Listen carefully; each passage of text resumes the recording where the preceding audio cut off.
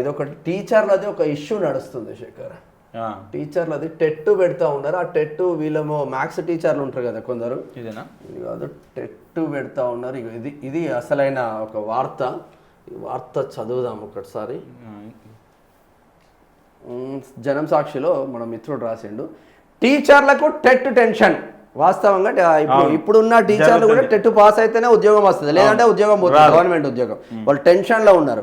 Maths practice చేస్తారు, నువ్వు science social question రాస్తే వాళ్ళు రాయరు. టీచర్లకు టెట్ టెన్షన్. క్వాలిఫై కాకపోతే ఉద్యోగం ఊడినట్టే. తాజాగా సుప్రీంకోర్టు తీర్పుతో మొదలైన ఆందోళన. ప్రధానమంత్రికి మెయిల్, ఎంపీలకు వినతి పత్రాలు. ప్రధాని మోదీకి లేఖ రాసిన తమిళనాడు ముఖ్యమంత్రి స్టాలిన్.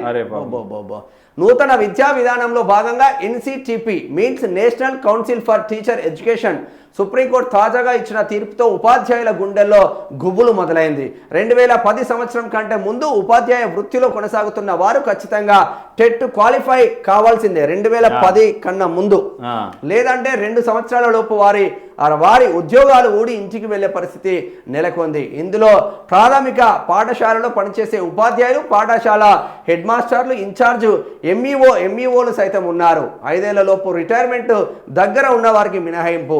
మిగతా వారు అందరూ టెట్ అంటే టీచర్ ఎలిజిబిలిటీ టెస్ట్ పాస్ కావాల్సిందేనని సుప్రీంకోర్టు తీర్పు ఇవ్వడంతో ఉపాధ్యాయుల్లో ఆందోళన మొదలైంది.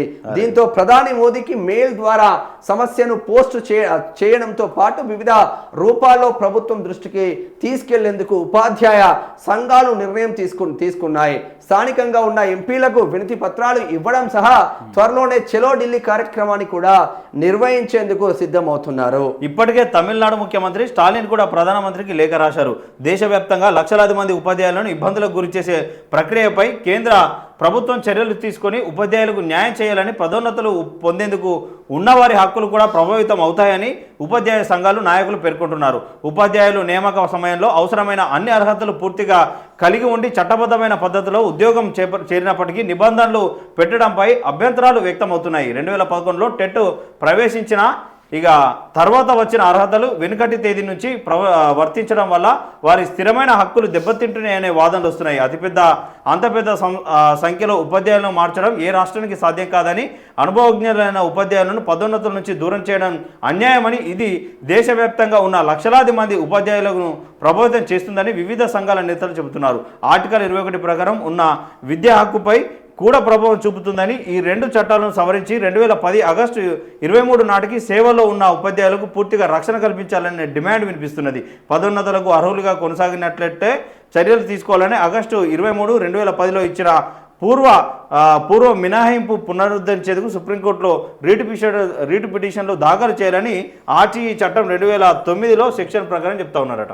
సెక్షన్ 29తో పాటు సంబంధిత national council for teacher education మార్గదర్శకాల్లో సవరణ చేసి ఆగస్టు 23, 2010కి ముందు నియమితులైన ఉపాధ్యాయులను శాశ్వతంగా టెట్ అర్హత మినహాయించేలా చర్యలు చేపట్టాలని ఉపాధ్యాయ సంఘాల నాయకులు విన్నవిస్తున్నారు.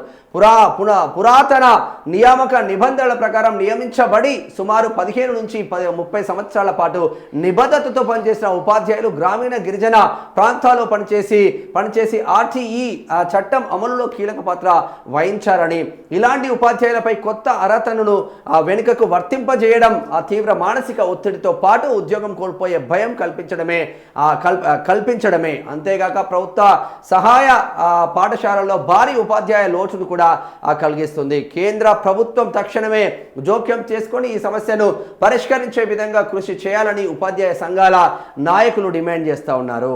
మానసిక ఆందోళనలో ఉపాధ్యాయులు అంటున్నారు. సుప్రీం తీర్పుతో సీనియర్ ఉపాధ్యాయులకు తీవ్ర నష్టం కలుగుతుంది. ఇన్ సర్వీస్ ఉపాధ్యాయులకు టెట్ పూర్తి స్థాయిలో మినహాయింపు ఇవ్వాలి.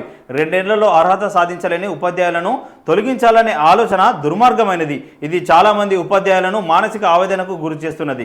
అర్హత పరీక్ష కూడా అశాస్త్రీయంగా ఉంది. ఇది కేవలం ఉద్యోగంలోకి రాకముందు జరిగే పరీక్ష మాత్రమే, కానీ దీనికి సామాజిక వర్గాల వారిగా మార్కుల నిర్ణయించారు. దీనిపై అన్ని రాష్ట్రాల ముఖ్యమంత్రులు, కేంద్ర ప్రభుత్వం చర్యలు తీసుకొని ఉపాధ్యాయులకు న్యాయం చేయాలని చెప్పేసి బీజిలి సత్యం,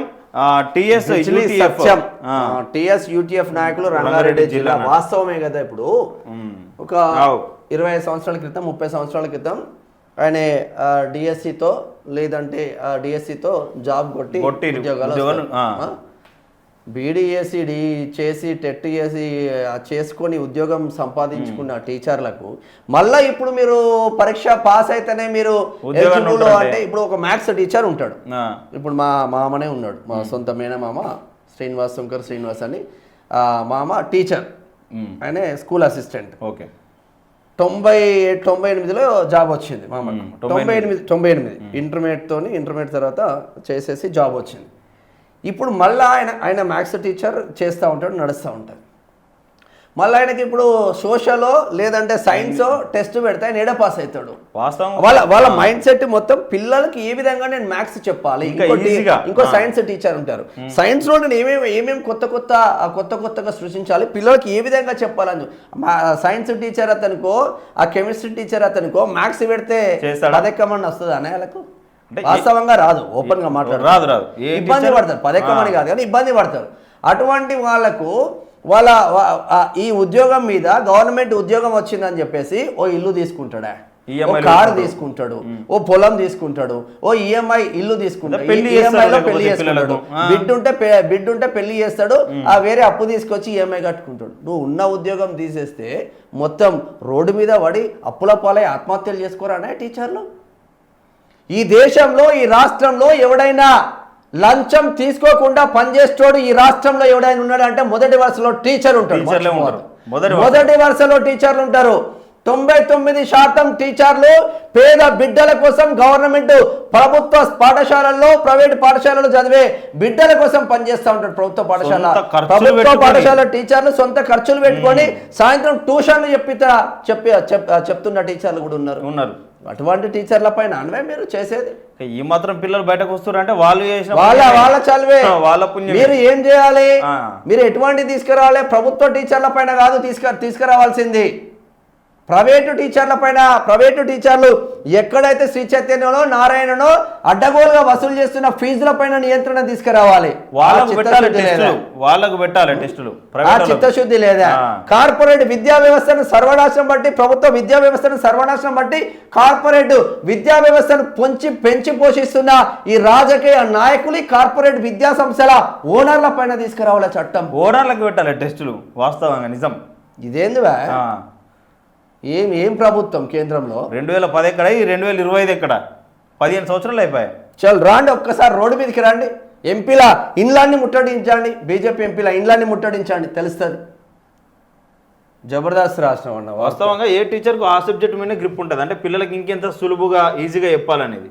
మరి వీళ్ళు తీసుకొచ్చే ఇది ఏవైతే ఉన్నాయో మరి దీనివల్ల ఇంకొక చర్చ నడుస్తూ ఉంది.